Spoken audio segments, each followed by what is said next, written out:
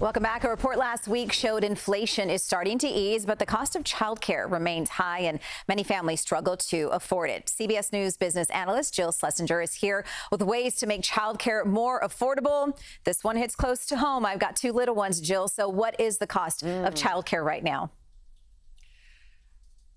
It's probably the cost of what you have to buy in your liquor cabinet to get through this, because the national average last year, nearly $1,000 a month. And I know for both of our coasts, we see people who are paying 2, 3, 4 times that amount.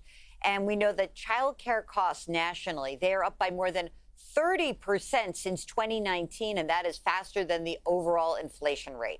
Yeah, my family and I, we joke all the time that once we're done paying for childcare, we're going to get a raise, literally. So how are families managing, Jill, and what are the risks of their workarounds?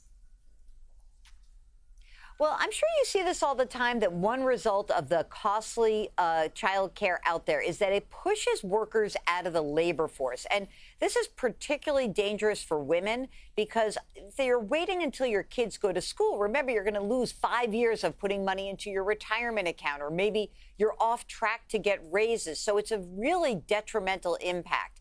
I also see a lot of people turning to the grandparents for help. And look, the grandparents are really going to have a hard time saying no. But just remember that helping their adult children could put them in financial risk. So we want to be really careful about asking that older generation without having a very open conversation about how much money they really can afford to help out with. Okay, so besides family, what other resources exist to help people out with the cost of childcare? Well, states and territories receive funding from the federal government to provide financial assistance to help families with lower incomes pay for childcare. And you can find these programs at childcare.gov. Eligibility requirements vary state by state.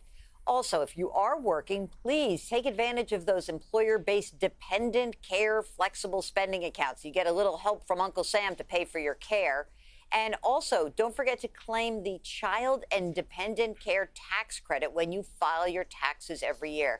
Look, we know these costs are exorbitant, so I don't want to tell people not to have children because of it, but try to factor this in as you contemplate what choices you're making in the future. Yeah, it's all about planning. Well, great information, Jill. Thank you so much, as always. And you can see Jill regularly on CBS Mornings and the CBS Evening News with Nora O'Donnell for more analysis. Go to JillOnMoney.com.